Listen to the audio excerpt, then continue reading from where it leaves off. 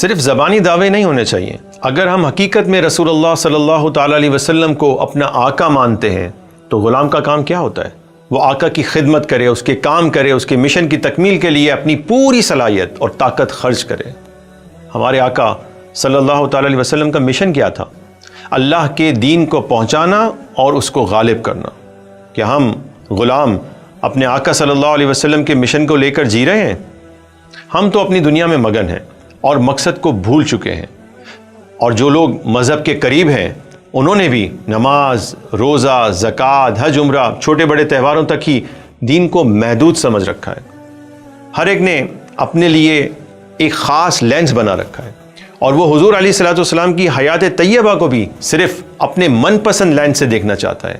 اسی وجہ سے ہمیں خاص ایک ہی رنگ نظر آتا ہے اور حقیقی پیغام اکثر اوجھل ہو جاتا ہے. آپ نے اکثر سراقہ بن مالک کا واقعہ حضور علیہ الصلوۃ والسلام کی علم غیب کی دلیل کے طور پر سنا ہوگا. یہ ہجرت کا واقعہ ہے. آپ صلی اللہ تعالیٰ علیہ وسلم صدیق اکبر کے ساتھ مدینہ منورہ کی جانب روانہ ہوئے اور کفار مکہ آپ صلی اللہ علیہ وسلم کا پیچھا کر رہے تھے. لیکن جب ناکام ہو کر تھک گئے تو انہوں نے دونوں کی گرفتاری یا قتل کے بدلے 100 اونٹوں کے انعام کا اعلان کر دیا. سراقہ بن مالک کو جب یہ خبر ملی تو اس لالچ میں اس نے بھی اپنا گھوڑا دوڑا دیا اور اس نے جب انہیں پا لیا، جب وہ ان مقدس ہستیوں کے قریب پہنچا تو صدیق اکبر گھبرائے اور انہوں نے عرض کی، یا رسول اللہ، سراقہ نے ہمیں دیکھ لیا ہے اور وہ ہمارے پیچھے بہت قریب ہے. آپ صلی اللہ تعالیٰ علیہ وسلم نے فرمایا، خوف نہ کرو، غم نہ کرو، لا تحزن ان اللہ معنا، اللہ ہمارے ساتھ ہے. آپ صلی اللہ تعالیٰ علیہ وسلم نے دعا کی تو سراقہ کے گھوڑے کے پاؤں زمین میں دھس گئے اور وہ گر پڑا. وہ دوبارہ کھڑا ہوا اور پیچھے بھاگا. جیسے ہی وہ قریب پہنچا اس کے گھوڑے کے پاؤں پھر سے دھس گئے اور وہ پھر سے زمین پر آ کر گرا، حالانکہ وہ سخت چٹانی زمین تھی.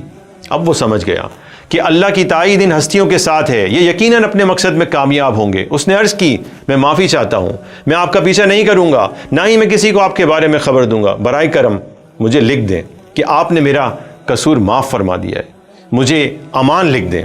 حضور علیہ الصلوۃ والسلام نے فرمایا، اسے امان لکھ دو. اس موقع پر آپ صلی اللہ تعالیٰ علیہ وسلم نے سراقہ بن مالک سے کیا فرمایا تھا؟ اے سراقہ، اس وقت تمہاری شان کیا ہوگی جب کسرا کے سونے کے کنگن تمہیں پہنائے جائیں گے. سراقہ حیران ہوا، فارس کے شہنشاہ کسرا بن ہرمز؟ حضور علیہ السلام نے فرمایا، ہاں، وہ وقت گزر گیا. حضور علیہ الصلوۃ والسلام کا ظاہری وصال ہو گیا. خلیفۃ الرسول صدیق اکبر کا دور بھی گزر گیا. پھر حضرت عمر کے دور خلافت میں فارس یعنی ایران کو مسلمانوں نے فتح کیا اور جب مال غنیمت کے سامان میں کسرا کے سونے کے کنگن حضرت عمر کے سامنے لائے تو آپ نے حکم دیا، بلاؤ سراقہ بن مالک کو اور پہناؤ اسے یہ کنگن. آج میرے آقا کی بات پوری ہو گئی. یقیناً یہ حضور صلی اللہ تعالیٰ علیہ وسلم کا معجزہ ہے اور آپ کو اللہ کی جانب سے عطا کیے گئے علم غیب کے ہونے پر ایک بڑی دلیل بھی ہے. لیکن اس واقعے کا ایک عظیم پیغام جو صحابہ نے وصول کیا، اس کی حفاظت کی، اس مشن پر اپنا سب کچھ قربان کر کے اسے آخر کار پورا کیا، وہ پیغام ہم نادانوں کو سمجھ نہیں آیا. کیوں؟ کیونکہ ہم صرف اپنے من پسند لینس سے ہی دین کو دیکھنا چاہتے ہیں.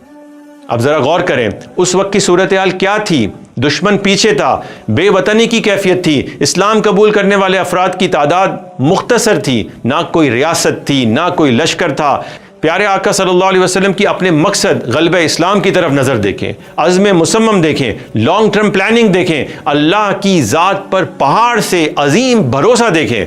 روم اور ایران کے بادشاہ کیسر و کسرا اس وقت کی سپر پاورز تھے جن کی طاقت سے پوری دنیا لرزہ براندام تھی. ایسے وقت میں حضور صلی اللہ تعالیٰ علیہ وسلم سراقہ کو پورے وثوق کے ساتھ اپنے مشن، اپنے مقصد، اپنے ٹارگٹ کی نشاندہی کرتے ہوئے فرماتے ہیں، اے سراقہ، اس وقت تمہاری کیا شان ہوگی جب کسرا کے سونے کے کنگن تمہیں پہنائے جائیں گے.